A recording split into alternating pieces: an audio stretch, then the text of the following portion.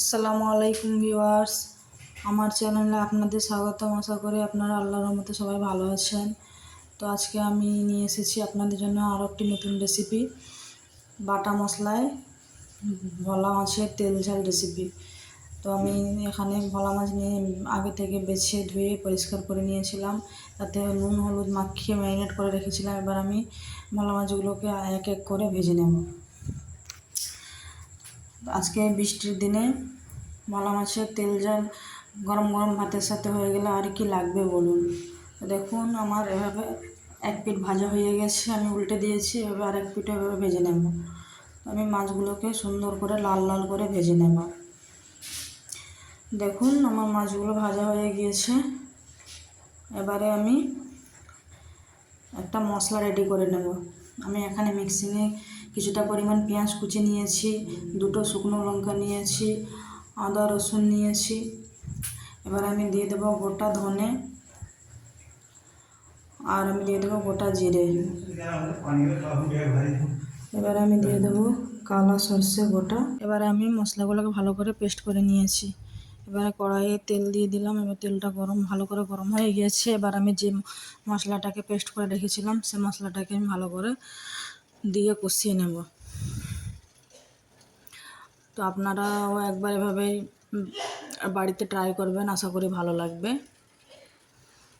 তো আমি এখানে মশলাটাকে ততক্ষণই কষাবো যতক্ষণ না মশলা থেকে পানি ছাড়ছে। তো মশলাগুলো ভালো করে শুকনো হয়ে গিয়েছে। এবার আমি দিয়ে দেবো হলুদ গুঁড়ো, তারপরে আমি দিয়ে দেবো লঙ্কার গুঁড়ো, দিয়ে আমি ভালো করে কষিয়ে নেব। এরপরে আমি যে মিক্সিংয়ে মশলা পেস্ট করেছিলাম সে পানিটা আমি দিয়ে দেবো, দিয়ে আমি ভালো করে মশলাটাকে কষিয়ে নেব।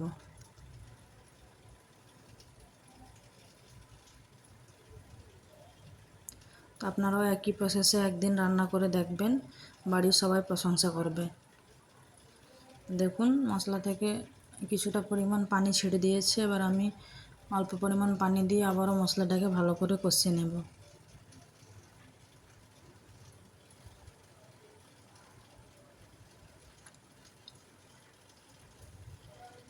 এভাবে আমি 5 মিনিটের মতো মশলাটা কষিয়ে নেব।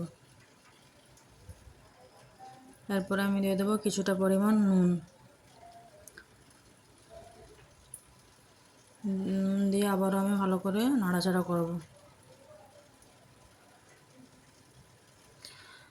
তো আপনারা যে যেখান থেকে দেখছেন আমার রেসিপিগুলো ভালো লাগলে অবশ্যই কমেন্টে জানাবেন, আর একটা লাইক শেয়ার করে দেবেন।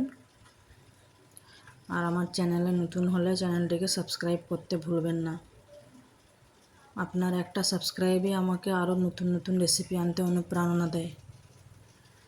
দেখুন এখানে আমার মশলাটা 99% কষা হয়ে গেছে। এবার আমি দিয়ে দেবো ধনে গুঁড়ো, দিয়ে দেবো জিরে গুঁড়ো, দিয়ে আমি ভালো করে আবারও মশলাটাকে কষিয়ে নেব।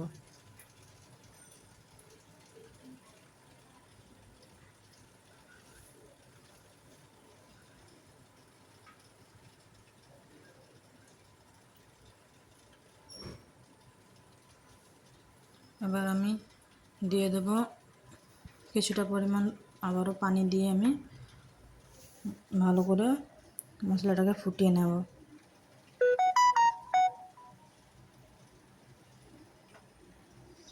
আজকে রেসিপিটা তেল ঝালের উপরে গ্রেভি ভাবটাও অনেকটাই চলে এসেছে। এবার আমি দিয়ে দেব যে মাছগুলো ভেজে রেখেছিলাম সেই মাছগুলো দিয়ে আমি 2 মিনিটের মতো ভালো করে ফুটিয়ে নেব। তো দেখুন মাছের গ্রেভি ভাবটা কতটা এসেছে দেখুন।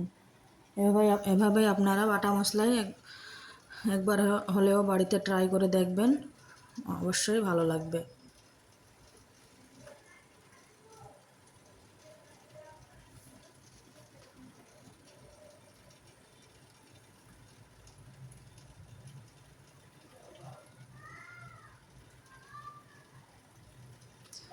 আপনারা তো মাছের অনেকগুলো রেসিপি খেয়েছেন, তো এইভাবে একবার খেয়ে দেখবেন, বাড়িতে বানিয়ে দেখবেন, সবাই প্রশংসা করবেন আপনার রান্না খেয়ে।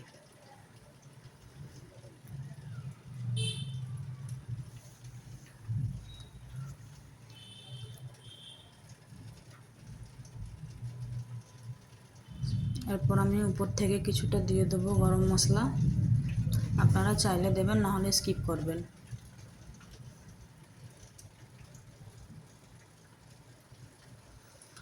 গরম মশলা দিয়ে আবার আমি ভালো করে নাড়িয়ে নেব।